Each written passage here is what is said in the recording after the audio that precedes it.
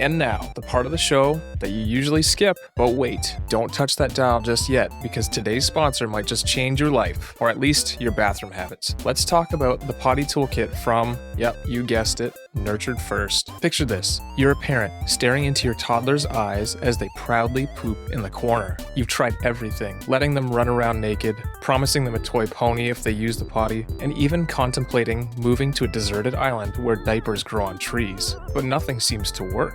Enter the Potty Toolkit by Nurtured First. This magical bundle of joy is designed to make potty training fun, easy, and, dare I say it, enjoyable for both you and your child. It's like having a team of potty training fairies at your beck and call, without the glitter and the creepy wings. The Potty Toolkit is packed with over 40 pages of stories, activities, games, and worksheets that will get your child excited to use the potty. And the best part? It's all backed by decades of research and designed by a team of child therapists who know their stuff. So if you're ready to ditch the diapers, head over to the link in the show notes and grab Potty Toolkit for 10% off. That's right, for less than the cost of a month's supply of diapers, you can have a fun-filled potty training experience. Don't wait, go to the link in the show notes now and get the Potty Toolkit by Nurtured First for 10% off today using the code ROBOTUNICORN. Your child and your bathroom floor will thank you. What was our topic of discussion today? I just had the biggest deja vu. I'm not even kidding. Like you've lived this before? I've lived this before. No, I swear to you that like 2 years ago, and this happens to be more often. 2 years ago, I swear, I had a dream that we were recording a podcast together talking about separation. And we were sitting like this talking about separation. And now it's happening. It's a glitch in the matrix. Yeah, it is. I'm not kidding. This has happened to me multiple times where I've had dreams about something.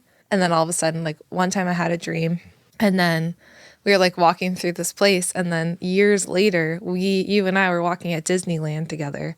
And it was the place that I dreamed about like years prior. Anyway. Like on our honeymoon? Yeah. I don't know if you ever told me that. I remember we were walking through Cars Land and I was thinking to myself, like, I have dreamt this exact location. And it was weird.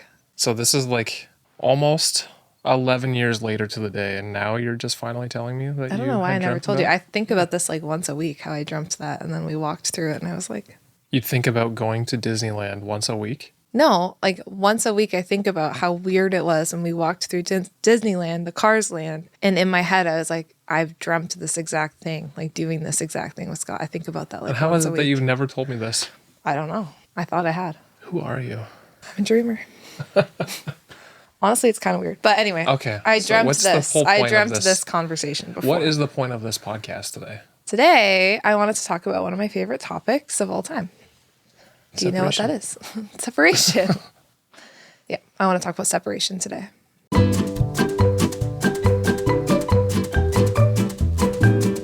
Welcome to Robot Unicorn. We are so glad that you are here. As always, let's start the show with a question from Scott.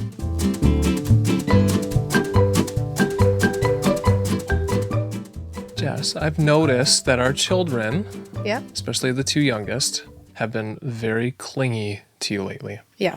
And whiny. Yeah. And there's been a few extra tantrums lately. A few. And you said that there is one major contributing factor to this. Yeah. So what is that? Why is that happening? Especially right now, why is that happening so much? Like it should be we've been on vacation. We're having fun as a family. We're doing stuff outside. We're not cooped up in the house because it's snowing or anything and cold. We're actually outside doing stuff. So why are they so whiny and clingy? What's the reason for it? Well, I want to talk about two things, actually, because I think when we're talking about why are our kids right now so whiny and clingy, right now, in the general context of things, it's 2 weeks before school starts. It's the end of the summer. So I just feel like that needs to be noted. And we've been really out of routine lately, aka there's been no routine. Mm-hmm. We were just on vacation. There was no nap schedule. Bedtime was late. So I do feel like I have to say that first, right? Like the kids have been tired. They've been out of routine. There's been a lot of big changes in their life. So that's definitely impacting these clingy, whiny emotions a lot. But I think if we talk about whining, clinging, and challenging behavior as a whole, there's a deeper reason than just being tired and overwhelmed. Of course there is. course there is. Why wouldn't there be? Yeah. And I actually told Scott I want to talk about this specific topic because it's been really on my mind lately. Because I think that this specific reason that we're going to get into today is the reason why adults struggle with their behavior and the reason why children struggle with their behavior. What do you mean by that? How do adults struggle with their behavior? Okay, like, what's an example of that? Let's say an example of that is you are in an argument with your partner and you are worried that they don't love you anymore, or that they're mad at you, or that there's some sort of rupture in your relationship, and you're wondering why your first instinct is to like be super nice to them, right? Like to go above and beyond yourself. Like a lot of people will do this, right? Send them flowers, like do all of these things to pursue your partner, even if they're just like, whoa, like I need some space. I just need some time to think about this. Yep. That would be one of the things that I'm talking about, how this comes out in adult behavior. Or you have a friendship and you're struggling with your friendship and you're doing everything that you can to keep that friend close, even though maybe that friend has hurt you a lot. That's the kind of behavior I'm talking about that we see in adults. Yeah, okay, I can see that. Being a boss, same thing, right? Like it's a similar idea. Yeah. Okay. So the issue that I want to talk about today in depth that we haven't talked about that much is separation. And when we say the word separation, like we're really thinking about, okay, well, I'm just not with the person, right? Like, oh, I have separation from my friend. Yeah, my friend lives here and I live here. We have separation. But what I'm talking about is more of that emotional separation from someone. And so when we talk about separation being the root cause of so many behavioral struggles in adults and in children, we need to look at why that is. Right? And why it is our core need as a human being on this earth is to feel some sort of closeness and togetherness with those that we love. So a child, their core need, their number one need that they have is to feel dependent and close to their parent. So our child, let's talk about whining. It's her core need to feel close to me. Now, if something comes up that makes her feel not close to me, this is where separation comes in, right? So there's so many things that can make a child feel this separation. And my mentor colleague, Dr. Deborah McNamara and Gordon Neufeld, they talk about it as separation emotions. Like these emotions that come with separation come up, right? So there's a lot of reasons why this could happen for a kid. So for example, for us, we have a 4-year-old going to junior kindergarten for the first time in 2 weeks. She knows that this big change is coming and that's going to lead to separation from mom and dad. And I can see in her clinging, crying, wanting to be close to me, that those separation emotions are completely taking over her brain right now. Mm-hmm. She wants to stay close to me. And so the behavior that we see is clinging, whining, crying, doing everything to keep me close, even though it kind of pushes me away more because the behavior is frustrating. But right now she is in the first stage of the separation emotions, which is like this relentless pursuit of the person who you feel separate to. School is a reason that might happen, but we also might see that in kids who just had a new baby come into the family. And all of a sudden they don't feel that same closeness with their parent that they did. Like we've had that with the girls and we've had new babies in the family. And their separation emotions, which are telling them, I'm not close with mom and dad. Like I need to stay close with them. They start taking over and they become frantic to keep you close. And you see it in hitting, clinging, whining. You're trying to get that attention through, maybe not the best way, but still getting them attention. They're trying to get attention. They're trying to gain connection. And I think a lot of times these behaviors that are frantic ways to keep you close are just labeled as they're just attention seeking. And just ignore it. Ignore it and it will stop. But what doesn't stop is the child's need for closeness. What might stop is the frantic behaviors. And so the frantic behaviors are actually a good sign. They're a sign that their child's still trying to keep you close. Once that stops, then we sometimes move to anger. So sorry, you're saying that's a good sign. So it's a bad sign if they just don't care at all? Yeah. Okay. I would rather see a child care and be frantic and trying to keep their parent close. Yep.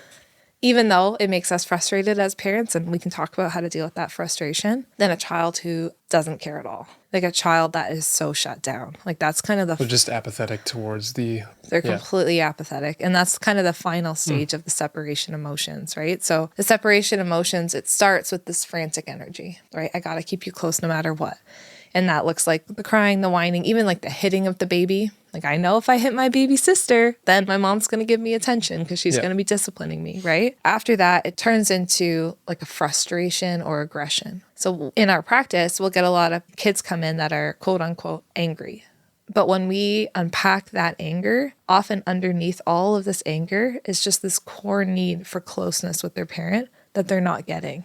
And so maybe they tried these frantic behaviors to get close, but it wasn't working. They're being shut down. Now it's turning into anger. It's turning into idle. So that would be the next stage of it? Is that okay. So like if you can nip it in the bud, then you could potentially forego the next stages. Yeah. Okay. I'm just trying to understand, like be able to comprehend how this works. Or if it's they have to go through all these stages to... No, it's not always linear either, right? Okay. But these are the ways that separation struggles present themselves. So sometimes we have a child who is presenting themselves as angry. We see it all the time in kids. They come in, the parents like, they're so angry all the time. It's like, okay, so let's talk about it. How are you disciplining them? What's happening, right? Well, I send them to their room to deal with it. You know, they can't treat their sister that way. I send them to their room. They have to sit alone in timeout and think about what they've done. But what does sitting in a room alone with all these emotions signal to the child, right? More separation. I'm alone. I'm alone with my feelings. Someone's not here helping me with them. So a lot of the times the strategies that we are using to help a child who is completely overcome with separation struggles is to separate them from us even more. Like that's the strategy. And then we wonder why kids are more angry, more aggressive, or eventually shut down and are not close with the parent at all and don't feel comfortable talking to them, because we're using strategies that are rooted in separation in order to fix the separation struggles. Right? It's the same for like sleep training a toddler. You have a toddler who just wants to feel close with their caregiver and they come out of bed looking for you, right? These are all separation emotions taking over. They lay in their bed and they're like, what the heck? I'm supposed to lay here for 10 to 12 hours by myself? You know, they're not thinking that exact thing, but they're thinking. That's the feeling in their... That's the feeling. Their nervous system. I'm alone. I'm alone. Wait, I need to be close with someone. I don't know how to make sense of the world by myself. So they come out of bed looking for you. And then we bring them back to the bed and we close the door. And some sleep trainers will tell you just lock it. Lock it, let them cry on the other side. They'll eventually learn. Lock the door? Yeah. This is common advice that is still being given right now. And it's very, very upsetting. It goes against child development.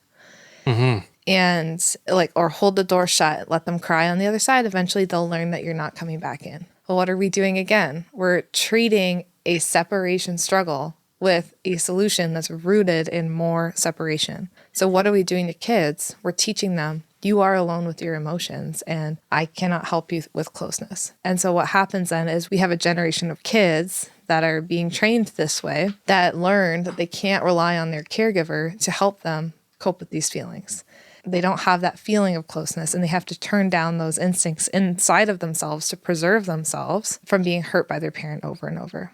And so we see kids that are angry, they have attention issues, they're struggling at school. But when we get to the root of it, what's there? Do you know what I'm going to say? You tell me. Sadness. I did not have that in my mind. We have kids who are being labeled as angry kids who are sad and who are seeking closeness, but they seek closeness through ways that push us away. And that's why I want to talk about separation today, because I think we aren't seeing that. We're missing that. And I see it all the time in my therapy practice. It's like they're angry and the teachers are like, well, how can we discipline them? Let's keep them in at recess. Let's tell their parents. And then they get picked up early from school. And the first thing their parent does is like, how could you do that? No TV time for a week. Go to your room as soon as you get home. Like we're dealing with these kids' anger and aggression by more and more separation, which is just only leading to more challenging behavior. When the answer is so clear. They need to get back into right close relationship with their caregiver. And I think where we maybe could have started is, we did talk about this, but the child's number one need is closeness with their caregiver. This is because when they're close with the caregiver, that's how they make sense of the world, right? Like a toddler does not know how to make sense of the world. Look at our toddler. She's just like, oh, a light. Oh, okay, cool. Let's go look at it. Oh, yeah, right. Like, let's wander over here and look at this. We look at our 4-year-old. You know, she's trying to make sense of the world, but she doesn't understand most things, right? She needs us. Like, Oh, I'm just thinking about what she did last night at dinner. Standing up on her chair and then all of a sudden, like almost basically like, what was that, proselytizing or like preaching at us basically. And it was all a bunch of gibberish and moving her hands up and down. We had to copy her, but she's just making the connection that if she does that and has a big smirk on her face, then we'll all probably just copy what she does, and she has a lot of power in that situation. Yeah, exactly. And they act like they want to be in control. They act like they want to be the leader. They will say things that pain you, like, I hate you, mommy, or I don't want you, or leave me alone. But at the root of all of this, and what Dr. Gordon Neufeld would describe this as, is like their alarm system's going off, right? So instead of letting you hurt me, I'm just going to be really defensive. I'm going to say I hate you. I'm going to say I don't like you. I'm going to push you away. I'm going to hit the baby. I'm going to do all of these things so that I can't feel It's a protective measure. The pain of not being close with you. Okay. Right? And so we see this, especially as kids get older, they have their defenses up and they push and push and push you away. And my challenge to parents would be, when your child is pushing you away, it's when they need you most. And our job as their parent or their caregiver is to see how we can soften those defenses and come back into a close relationship with them. So those instincts within yourself as their caregiver, like I know I had this weekend when they were like clinging and crying. I'm like, holy crap. Like, I need everyone off me. I literally said that, right? I need everyone off me. I need a break, and that's valid. That's valid feeling. Mm-hmm. But I know that even though my instinct is to like push them away because I'm getting very frustrated by this behavior, these kids need me to be close with them. They need those moments of connection. And if they don't get that, like I'm at a very critical stage with them right now. If they don't get these moments of connection, we're going to start leading into aggression. We're going to start leading to anger. We're going to lead to more of this alarm system going off. And eventually, if I never get to that point of closeness with them, we're going to get to the point of apathy, which is like, fine, won't ask for you anymore then. Yeah. And we don't want to get there with our kids. Does that make sense? I feel like I'm rambling as always, but I mean, I think it does. And I've been thinking about this so much because I think it's true even in our adult relationships, even in our relationships that might be broken or hurt with our own parents or our own friends or our spouses. Mm-hmm. When we feel a close attachment with someone, whether that's a friend, a parent, or spouse, we'll have these same reactions when separation happens. Yeah, I mean, you had that recently. Mm-hmm. And a relationship that you thought was real seemed to be not so real anymore. And that I saw you doing that same thing. I had these same things happen to me. Yeah. The first was like this pursuit of like, no, I need to pursue. I need to stay in this close relationship. And then it's do everything you can to fix it. Do everything I can to fix this. Yep. When really what was happening at the root of all of my separation emotions that were going on was a sadness, was a loss of togetherness, was a loss of closeness. Mm-hmm. And I think even as adults, if we can start to see that in our own patterns, a lot of people will have this, especially in like romantic relationships. I used to have this with you, where as soon as you'd be grumpy with me or mad at me, I would like start cracking jokes. I would start doing all these things that you like, trying to break the tension and like try to pursue you to make you happy with me when really maybe you needed some space and we were actually okay in our relationship. Yeah. But the separation emotions would take over because underneath what was all happening, which is like me trying to make you happy and all of this stuff, was this like deep fear of being alone. Yeah. Right? And not being in right relationship with you. And I see this happen with people with their parents all the time too, right? Like they are now grown and their parents don't agree with something that they're doing and their parents tell them. And then they're still afraid as adults, because we always crave relationship with our parents. They're still afraid of losing that relationship with their parent. So they'll abandon themselves and what they truly believe and feel to make things right with that parent. And they'll relentlessly pursue that parent. And then if the parent's not reciprocating that, it turns into anger. It turns into aggression, like frustration. Oh, I hate my parent. They're the worst. But underneath all of that is, again, this sadness and this longing to be close. And sometimes the answer will not be, as an adult, being close with that parent, right? I know you had that with one of your parents. Mm-hmm. We went through the same stages. I think. We went through the stage of like, let's make this work. Let's do what we can to make this work with this parent because we want a relationship with this person. And we went through the stages of anger and upset and all of that. But I think the only way that you really healed with the relationship with your parent was when you became sad. Yeah, I think that's true. And I think sometimes sadness is the answer to separation struggles. And like it wasn't until you were able to actually... Well, I probably never knew that it was... sadness. Yeah. You know, it presented as anger for a really long time. It wasn't until something happened that you were able to see, oh, I'm just sad. Yeah. I'm grieving a loss. And that happened to me as well when I lost a close friendship, right? It's like all of these feelings are happening and it's anger and it's this pursuit and it's all of these things. But underneath all of that was just a sadness and a loss. And sometimes as parents or as adults, when we have this happen, we need to get to the point where we can cry and we need to get to the point where we can release our tears and then we can move forward with our lives. Just like children. Just like children. We are. That's what I was going to say. Or that's what you were going to say, right? Yeah, it was what I was going to say. Just like our kids. So sometimes with our children, and they have this separation emotion, this energy, we can help them with it, right? When it's to be close with us, we can help them with it. Mm-hmm.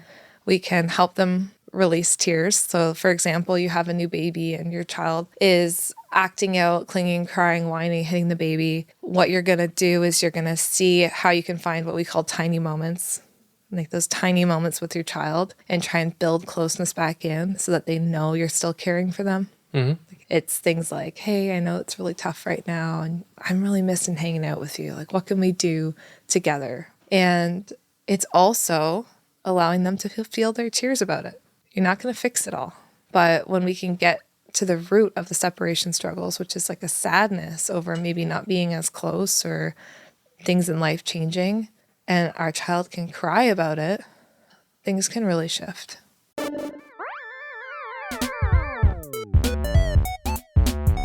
That time of the show, folks. The time where we shamelessly self-promote Nurtured First. Picture this. You're peacefully playing with your toddler until all of a sudden, they're hiding behind the couch. But they're peering just far enough above the cushions to stare you straight in the eyes as they go red-faced and proudly poop. You've tried everything, letting them run around naked, promising them a toy pony if they used the potty, and even contemplated moving to a deserted island where diapers grow on trees. But nothing seems to work. Enter the Potty Toolkit by Nurtured First. This magical bundle of joy is designed to make potty training fun, easy, and, dare I say it, enjoyable for both you and your child. It's like having a team of potty training fairies at your beck and call, without the glitter and creepy wings. The Potty Toolkit is packed with over 40 pages of stories, activities, games, and worksheets that will get your child excited to use the potty. And the best part? It's all backed by decades of research and designed by a team of child therapists who know their stuff. So, if you're ready to ditch the diapers, head over to the link in the show notes and grab the Potty Toolkit for 10% off. Don't wait, go to the link in the show notes and get the Potty Toolkit by Nurtured First for 10% off today using the code ROBOTUNICORN. Your child and your bathroom floor will thank you. I'll give you an example. So, our daughter is starting a new school, junior kindergarten. So, first time going to kindergarten. It's a big deal for a highly sensitive girl and for any child, truly. Mm-hmm. And we've just had a lot of other changes in our life going on. So a lot of new things. She hasn't cried about it at all, but she's been very clingy and whiny and all of that. Last night, we are going to go walk to the park. And Scott and I just bought a new wagon. It's great. We love it. Our old wagon that we've been using is absolutely falling apart and literal trash. Like, it's so just like our stroller bad. was. Just like our stroller was. It's so bad. Our daughter sits down in the old wagon and she goes, we're taking the old wagon to the park today. I said, no, I'm not driving that thing to the park. We have a brand new wagon. It works great. We're going to go in the new wagon. She says, nope, I'm not going in the new wagon. And I said, I'm not going to the park with you unless you go in the new wagon. Set a boundary. That's fine. She loses her mind. Like, she's sitting in the old wagon. And she has not had a meltdown like this in a long, long time. Mm-hmm. Like, she's 4 and her meltdowns have been pretty rare lately. Yep. This was epic. It was screaming, it was hitting, it was yelling. It was crying.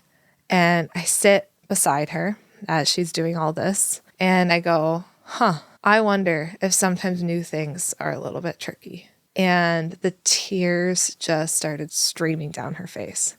And she just goes, new is really hard. And just like starts bawling. She's like, and I have to go to a new school too. I'm like, oh, okay. There it is. Profound. It was profound. I said to Scott after, I'm like, there it is. You know, like I could see this girl as being angry and defiant because she won't get in this new wagon. But I immediately identified what was going on because I was like, yeah, this is another change for you, you know, and this is little, but sometimes the tears that need to come out will be over something that seems little, right? But it's not about that. But they're related. And so I just sat beside her and my toddler's running around and I just go, yeah, new things are really tricky sometimes. I'm just like, it's so tricky. And like, I don't know. I can't go to the new school. It's so tricky. I don't know anybody there. And she just starts telling me all the concerns that she's having with the new school. And I just go, okay, well, how about you hop in the new wagon and let's talk about it on our walk. And it was fine. So it wasn't about the wagon. Yeah. And she didn't actually care about the wagon. She loves the new wagon. We know that, right? So she hops in the new wagon the whole way over. We talk about school and how we're going to prepare for it and how mommy's going to be looking out for her and all the things that we're going to do to help her feel close to me while she's at school, right? Like we're going to make matching bracelets and we're going to write hearts on both of our hands and I'm going to put notes in her lunch so she can think of me. And we do all of that. And then she's feeling a lot better by the time we get to the park. But those are the moments that I think we sometimes miss and then punish that child for, right? So she's being quote unquote defiant. She won't get into the wagon she's supposed to. If at that moment I said, okay, go in timeout, you're not listening to me, right? And now I'm adding even more separation to this situation that's happening because of those emotions. Mm-hmm. Like what lesson am I giving her? And that's why I want to have this conversation because I think it's so easy to slip into that because that behavior is so inconvenient to us and it's frustrating and it looks like defiance, but there's so much more going on underneath the surface. I was thinking about another example of this. Scott and I, we went to Portugal for our 10th anniversary. I feel like this is the prime example. Oh, yeah. Same daughter. Yep.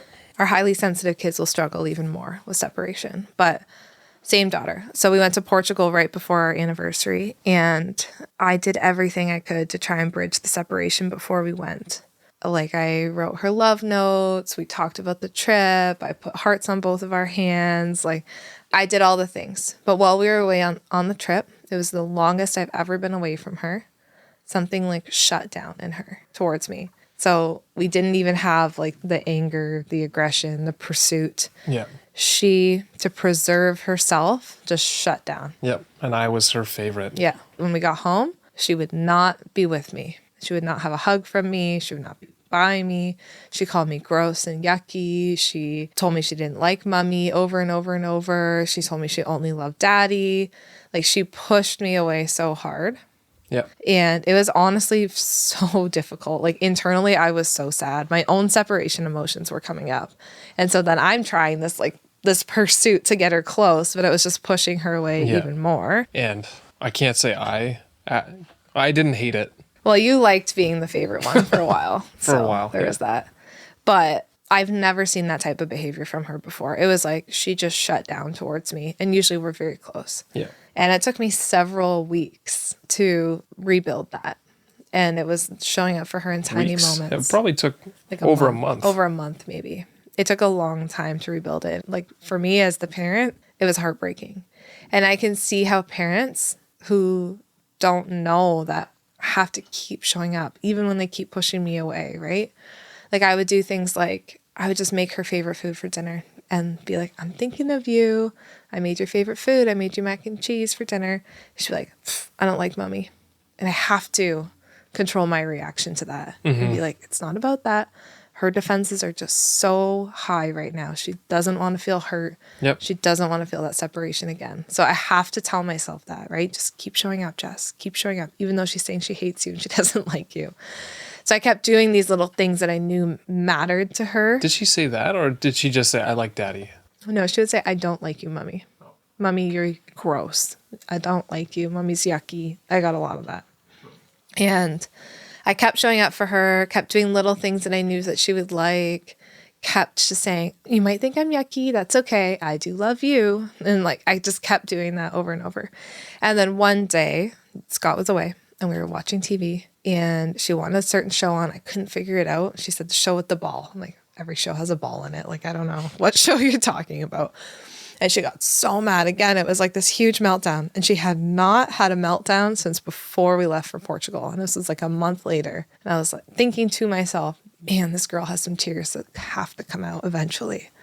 Right? And tears, who says this? Dr. Gabor Mate is like, we'll all be saved through an ocean of tears or something like that. Right? Like we gotta have the tears. So eventually she goes, Mom, you got to put the show on with the ball. And I'm like, I can't find it, hon. I'm trying, I'm trying to help her. And she gets so mad at me. She starts hitting, yelling, having a meltdown. I'm like, hon, why are you so mad? And she just goes, you know why I'm mad at you. You left me. I'm like, oh, finally, here we go. It took a month. And so I take her upstairs. It's just the two of us. And she's like, you left me, mommy. And she's just slapping me, hitting me, and I'm trying to set boundaries around it, but I know internally I'm so happy. Like internally I was so happy because I was like, I know this will be a turning point. She has to cry about how mad she was that I left on that trip. And by the way, when I went to Portugal, I had just gone to Nashville for a work trip before that. And I think I had one other work trip before that. So I had work trip, 10 days away or whatever in Portugal. So it was a lot of separation for her. That's why it was so hard. Anyway, so she's hitting me. She's like slapping me. You know why I'm mad at you. You left me. And then I said, yeah, I did leave you. And that was really hard, wasn't it? And then she just sobbed in my arms. She stopped hitting all the things for like 30 minutes. She just cried. And of course, I'm bawling too. And we have this moment of like hugging on the bed and this repair. And after that, there was no more, you're yucky, mommy, I don't like you. It completely changed. And again, like in that moment when she's hitting me and the tears are finally about to come, those are the moments when parents are like, okay, go to your room, you're not listening. And I want to encourage parents that sometimes our children, they need to cry these tears of futility, the tears about how hard life is, the tears of separation. And when we allow sadness, we can get to it. Then we can move forward and we see less challenging behavior. You don't always have to fix everything, every single situation for your kids, because that's not reality either. I could never fix that situation. It had to happen the way it happened. We didn't have to go on a 10th anniversary trip, but we did. I can't fix it. We went on that trip. Like that happened. And I'm not going to sit there and be like, I'm so sorry, mommy should have never went on the trip. Like that's not what it's about. She needed to feel the tears of how hard that was. And when I can be that calm presence for her, she learns that she can navigate disappointment. She can navigate grief. She can navigate these hard emotions. And how well will that serve her later in life?